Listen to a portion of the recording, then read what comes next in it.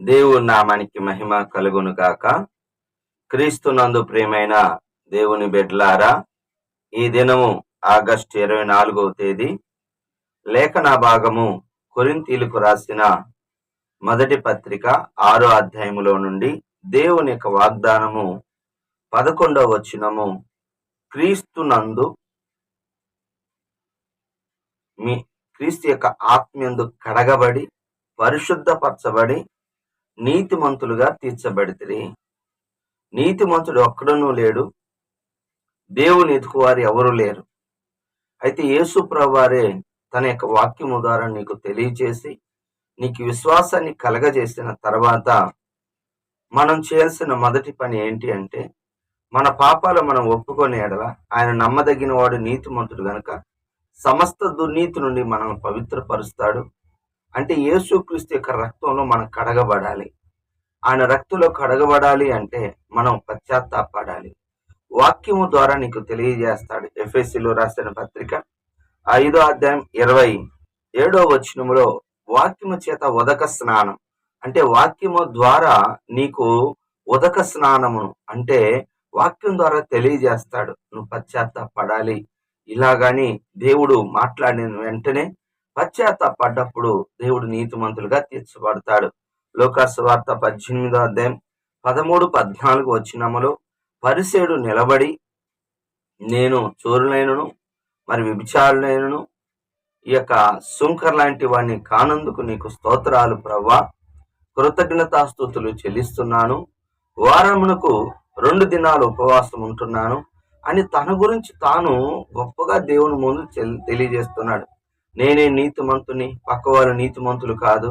మీరు ఎప్పుడు కూడా ప్రార్థనలో ఇతరులకి మేలు కలిగినట్లు ప్రార్థన చేయండి, కానీ వారికి తీర్పు తీర్చినట్టుగా మనం ప్రార్థన ఉండకూడదు. ఎందుకంటే దేవుడు ప్రేమిస్తున్నాడు అందరినీ. మనల్ని ప్రేమించిన దేవుడు వారిని కూడా ప్రేమిస్తున్నాడు. మన పాపాలను మనం ఒప్పుకోవాలే కానీ ఇతరులకి జడ్జిమెంట్ చేయకూడదు.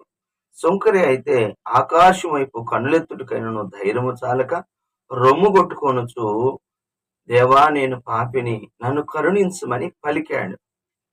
ఆయన అనుకున్నాడు, మనసులో అనుకున్నాడు, కానీ దేవుడికి తెలుసు. హృదయంలో ఏమనుకున్నది కూడా దేవుడికి తెలుసు. అవునండి, నువ్వు మందిరానికి వచ్చినప్పుడు మనసారా పశ్చాత్తాపడుతున్నావా, లేకపోతే క్యాజువల్ గా వచ్చి వెళ్ళిపోతున్నావా? అలా కాకుండా మందిరానికి వచ్చినప్పుడు నీతిమంతులుగా తీర్చబడటానికే మనకు వాక్యం అండి. ఎందుకంటే అప్పుడే దేవుడు మనల్ని తన బిడ్డలుగా స్వీకరిస్తాడు. సుంకరి నీతిమంతుడిగా తీర్చబడి ఇంటికి వెళ్ళాడు. వచ్చినందుకు దేవుని సన్నిధిలో తాను ఎందుకు వచ్చాడో ఆ యొక్క ఫుల్ఫిల్ చేసుకున్నాడు. కానీ పరిసేయుడు మాత్రం ఎప్పుడు వచ్చాడో అలాగనే మళ్ళీ ఇంటికి వెళ్ళిపోయాడు, అవినీతిమంతుడిగానే వెళ్ళిపోయాడు. కనుక ఈరోజు మనము పశ్చాత్తాపడి ప్రభు సన్నిధిలో నీతిమంతులుగా తీర్చబడదాం గాక.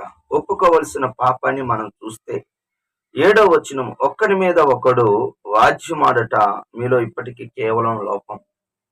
ఒక భక్తుడు చక్కని మాట చెప్పాడు, ఒకరితో ఒకరు మాట్లాడుకుంటే సమస్యలు తీరతాయి, కానీ ఒకరి మీద ఒకరు కానీ చెప్పుకుంటూ ఉంటే సమస్యలు తీరవండి.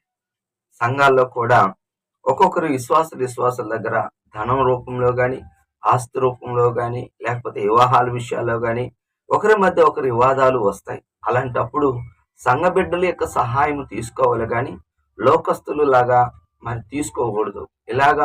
అలాగా లోకస్తుల యొక్క సహాయం తీసుకుంటే, ఆ లోకంలో పెద్దల సహాయం తీసుకుంటే వారిలో లోపం ఉన్నట్టే.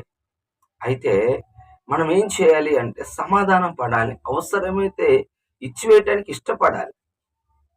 ఇప్పుడు అబ్రహాము గారు, లోతు మనకందరికి తెలుసు. ఏమిటయ్యా అంటే వారిద్దరికి వివాదం వచ్చింది. 13వ అధ్యాయంలో వివాదం వచ్చినప్పుడు, అంటే అబ్రహాం పశువుల కాపర్లకు, లోతు పశువుల కాపర్లకు వివాదం వచ్చినప్పుడు, కలహం వచ్చినప్పుడు మరి అబ్రహాం గారు తానే సమాధాన పరుస్తున్నాడు. లోతు, నువ్వు తూర్పుకి వెళ్తే నేను పడమరకు వెళ్తాను, నువ్వు ఉత్తరానికి వెళ్తే నేను దక్షిణానికి వెళ్తాను, చాయిస్ యువర్స్. అంటే దేవుడే నమ్ముకున్న అబ్రహాము గారే లోతుకి అవకాశం ఇస్తున్నాడు.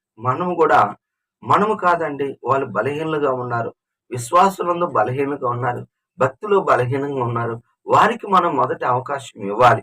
మొదటి అవకాశము ఇవ్వాలి. అలా ఇచ్చినప్పుడు దేవుడు అబ్రహాము గారిని ఉన్నతంగా దేవుడు దీవించాడు. లోతు తూర్పు దక్కనున్న సొదొమ గొమొర్రాల వైపు వెళ్ళాడు. అయితే అబ్రహాము గారితో దేవుడు అన్నాడు, మళ్ళీ ప్రత్యక్షమై 4 పక్కల ఉత్తర దక్షిణ మరి తూర్పు పడమర 4 దిక్కులు ఈ స్థలాన్ని నీకు ఇస్తానన్నాడు. హల్లెలూయా. దేవుడు మనల్ని దీవించాలని కోరుకోండి. దేవుడు అద్భుతంగా సహాయం చేస్తాడు. మనము మరి అనుసరించవలసిన ఆజ్ఞ ఈ దినం మనం చేయవలసింది ఏంటంటే, దేవుడు మనల్ని 20వ వచనం ఇలువ పెట్టి కొనుక్కున్నాడు, మన రక్తంతో ఇలువ పెట్టి కొనుక్కున్నాడు కనుక మీ దేహముతో దేవుని మహిమపరచాలి. ఎందుకంటే పరిశుద్ధాత్మ దేవుడు మన దేహములో హృదయంతరంగంలో నివసించే దేవుడు. మరి ఆయన మనం మహిమపరచాలి. మహిమపరచుటికే ఈ యొక్క సృష్టిలో ప్రతిదీ కూడా దేవుడి యొక్క మాట వింటుంది. చూడండి, సూర్యుడు వెలుగునిస్తున్నాడు, చంద్రుడు వెలుగునిస్తున్నాడు. దేవుడు వాటిని వాటి కోసమే చేశాడు. చెట్లను గాలిని ఫలాలను ఇస్తున్నాయి. అలాగనే ఒక్కొక్క దానికి ఒక్కొక్క పర్పస్ ఉంది. మానవుని ఎందుకు సృష్టించుకున్నాడు? అసలు దేవుని యొక్క ఇంటెన్షన్ ఏంటి అంటే, యెషయా 43:7 ప్రకారము నువ్వు దేవుని మహిమపరచాలి. నీకు స్వస్థత ఇస్తాడు, ఆరోగ్యం ఇస్తాడు, ఉద్యోగం ఇస్తాడు, పనిని ఇస్తాడు.